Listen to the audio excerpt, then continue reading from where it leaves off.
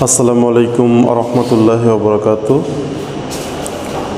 Welcome to online class once again from Bornomole School and College. Dear learners, hope you are well. We are also well. Today I will discuss on affirmative to negative. এটা assertive সেন্টেন্সের দুটো form, transformation of সেন্টেন্সেসে এটা আছে। আসো affirmative two negative. Affirmative sentence কাকে বলে? যে sentence দ্বারা ইতিবাচক হাবোধক অর্থ প্রকাশ করে সেটাকে বলা হয় অ্যাফার্মেটিভ সেন্টেন্স। আর নেগেটিভ সেন্টেন্স কাকে বলে? যে সেন্টেন্স দ্বারা নেতিবাচক বা নেগেটিভ মিনিং, নেগেটিভ অর্থ প্রকাশ করে তাকে বলা হয় নেগেটিভ সেন্টেন্স। তো এই অ্যাফার্মেটিভ সেন্টেন্সকে নেগেটিভ করতে হলে স্পেসিফিক কিছু রুলস আছে যেগুলো তোমাদেরকে মেমোরাইজিং করতে হবে। এটা বোঝার থেকে মেমোরাইজিংটা বেশি ইম্পর্ট্যান্ট, কারণ এটা পার্টিকুলার ওয়ার্ডের উপরে নির্ভর করে পার্টিকুলার চেঞ্জ হয়। সো এখানে সাবজেক্ট, ভার্ব, এক্সটেনশন, এগ্রিমেন্ট এগুলা খুব বেশি কাজে আসে না, বা কোন টেন্সে আছে, কেমন আছে, এগুলা খুব বেশি কাজে আসে না। সো এগুলোকে মেমোরাইজিং করতে হয়। আমি পূর্বের ক্লাসগুলোই বলেছি গ্রামার শিখতে হয় মাপ, MUP, মাপ, মেমোরাইজিং, আন্ডারস্ট্যান্ডিং, প্র্যাকটিসিং। তো এই আইটেমটা অ্যাফার্মেটিভ টু নেগেটিভ এটা মেমোরাইজিং করে রাখবে। আসো অ্যাফার্মেটিভ সেন্টেন্সকে নেগেটিভ করতে হলে আমরা কোন ভুলগুলো করি? এক নম্বর দেখো, হি ইজ এ গুড বয়। এখানে গুড আছে, হি আছে, খেয়াল করো, সে ভালো ছেলে। এটাকে নেগেটিভ যদি এরকম করি, হি ইজ নট এ গুড বয়, তখন এটা কিন্তু নেগেটিভ হয়েছে, কিন্তু ট্রান্সফরমেশন হয়নি। এটাকে যদি আমরা এরকম করে লিখি, he is not a bad boy, সে খারাপ ছেলে না, তাহলেই ভালো ছেলে। তো এখানে বোঝার কোনটা? এটাও কিন্তু নেগেটিভ হয়েছে, কিন্তু এটা হচ্ছে কনভার্সন। এটা কনভার্সন হয়ে গেছে। দ্যাট ইজ অ্যাফার্মেটিভ সেন্টেন্সের যে অর্থটা, সেই অর্থটা যখন চেঞ্জ হয়ে যাবে সেটা কনভার্সন হবে। আমরা নেগেটিভ করব ঠিক আছে, কিন্তু যদি অর্থ চেঞ্জ হয়ে যায় তখন সেটা কনভার্সন হয়ে যায়, ট্রান্সফরমেশন হয় না। ট্রান্সফরমেশন অফ সেন্টেন্সে অর্থ চেঞ্জ হওয়া চলবে না। যদি অর্থ চেঞ্জ হয়ে যায় সেটা ট্রান্সফরমেশন অফ সেন্টেন্সেস হলো না। এই নিচের এই সেন্টেন্সটাও কিন্তু নেগেটিভ, কিন্তু এই সেন্টেন্সটায় কি হয়েছে? এখানে এই অ্যাফার্মেটিভ সেন্টেন্সের সেন্সই প্রকাশ করেছে। সো ট্রান্সফরমেশন অফ সেন্টেন্স কি?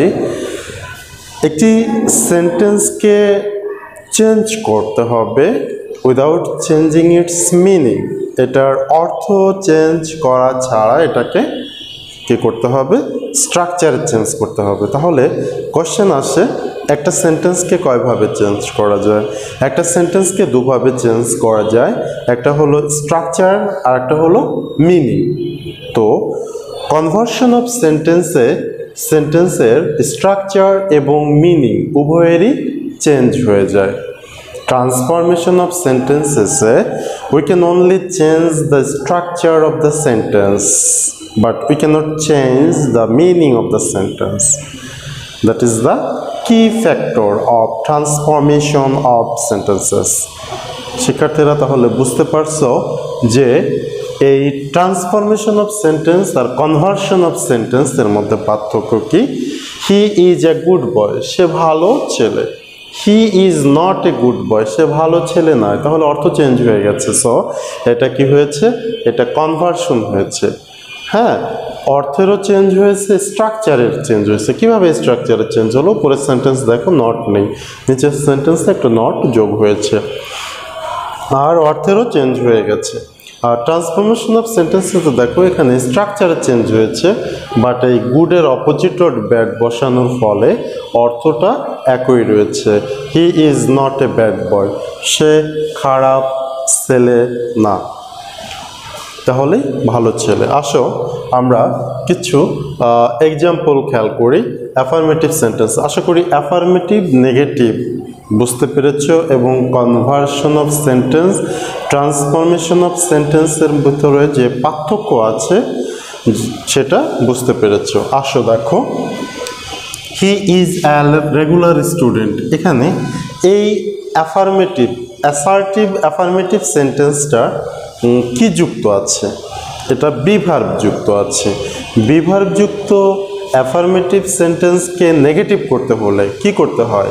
বিভার্ব বসাতে হয়, নট বসাতে হয়, তারপরে ওই ইসের যে অপোজিট ওয়ার্ড বসাতে হয়। এই যে রেগুলার স্টুডেন্ট, এটা রেগুলার স্টুডেন্ট, এই রেগুলার স্টুডেন্টের অপোজিট, রেগুলারের অপোজিট হলো ওয়ার্ড হলো ইরেগুলার।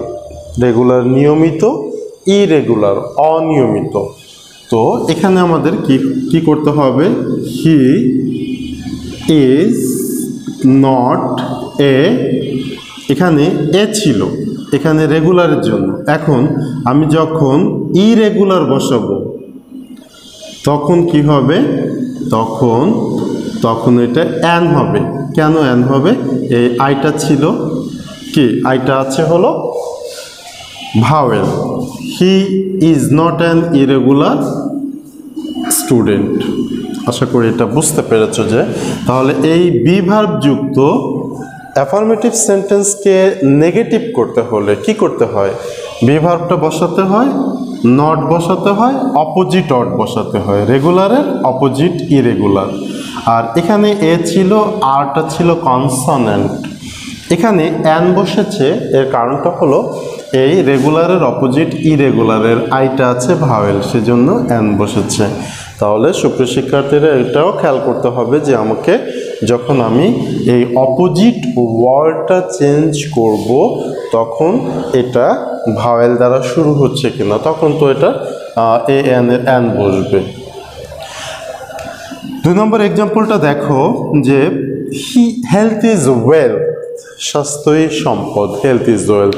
এখানে যদি তুমি বিভার্ব চিন্তা করো তাহলে ভুল হয়ে যাবে। এগুলোকে বলা হয় ম্যাগজিম বা প্রোভার্বস, ম্যাগজিম বা প্রোভার্বস। সো এই প্রোভার্বসগুলোকে কি করতে হয়? ইউনিভার্সাল ট্রুথ বা প্রোভার্বস যুক্ত অ্যাফার্মেটিভ সেন্টেন্সকে নেগেটিভ করতে হলে এটাকে নেগেটিভ ইন্টিগ্রেটিভ করতে হয়। আমি আবার বলছি, ম্যাগজিম বা প্রোভার্বস অথবা ইউনিভার্সাল ট্রুথ যুক্ত অ্যাফার্মেটিভ সেন্টেন্সকে নেগেটিভ করতে হলে এটাকে নেগেটিভ ইন্টিগ্রেটিভ করতে হয়। কীরকম দেখো, তখন এটা এরকম হবে, ইজেন্ট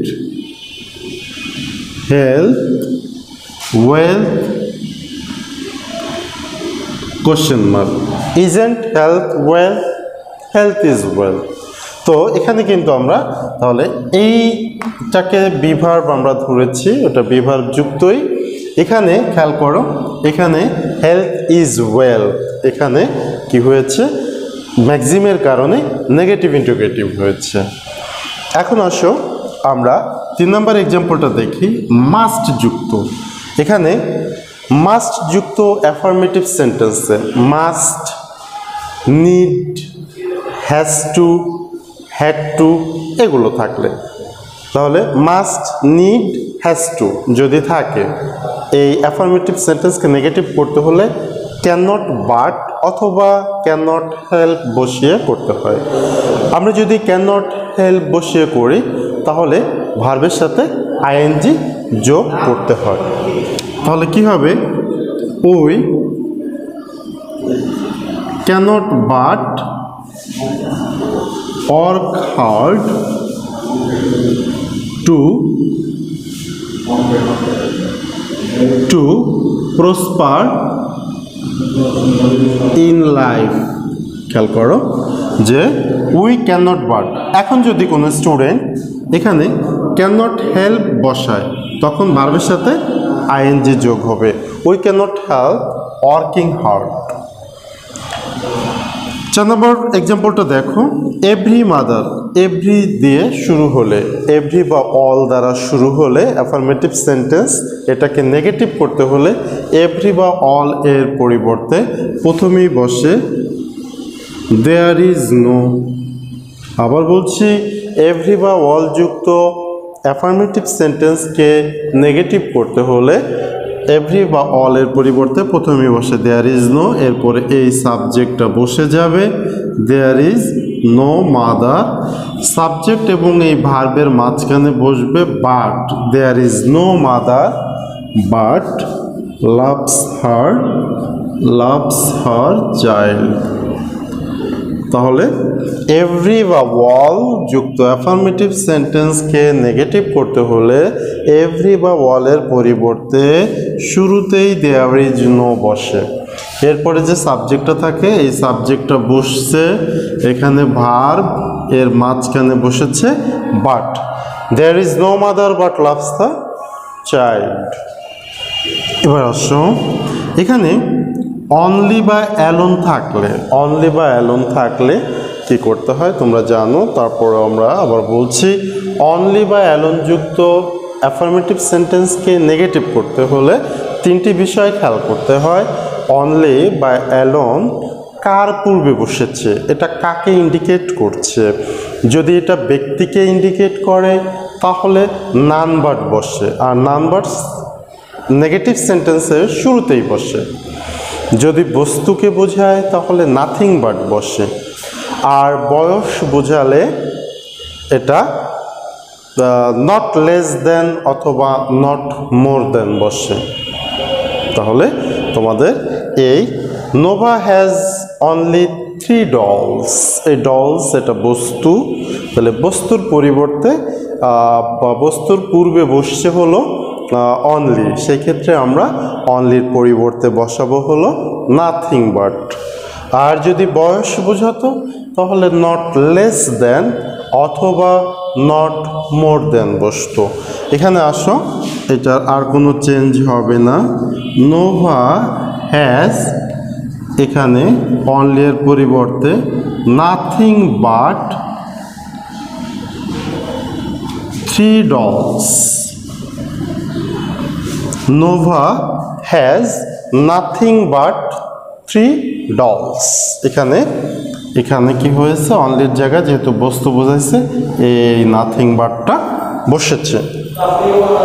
এবার আসো, হি had to do the work.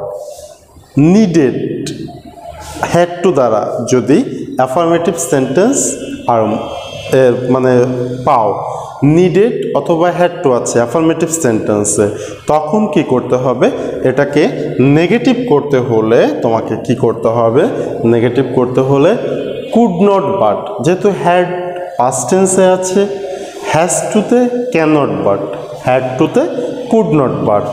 আর যদি কেউ কুড নট হেল্প বসায় তখন কি হবে, তখন ওই ভার্বের সাথে আইএনজি যোগ হবে পরে ভার্বের সাথে। তাহলে এটাকে কিভাবে লেখা যায়, he could not but do the work.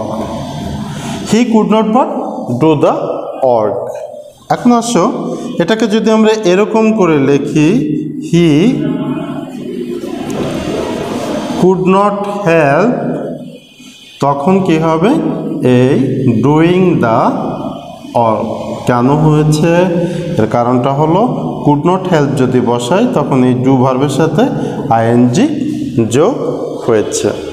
তাহলে তোমরা খেয়াল রাখবে যে হ্যাড টু অথবা নিডেড টু, হ্যাড টু অথবা এরকম যদি নিডেড টু থাকে তার পরিবর্তে বসে হলো কি কুড নট বাট অথবা কুড নট হেল্প বসে, could not help plus V plus ING, that is পরের যে ভার্ব থাকে সেই ভার্বের সাথে আইএনজি যোগ করতে হয়।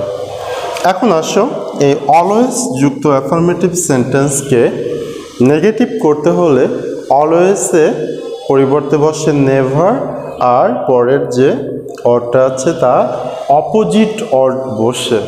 কারণ তোমরা জানো সবসময়ের যে মিনিংটা এটা সেম রাখতে হয়। অ্যাফার্মেটিভ সেন্টেন্সের যে মিনিংটা, এই মিনিংটা যেভাবে ঘুরিয়ে বলা হোক না কেন একই মিনিং বোঝাবে।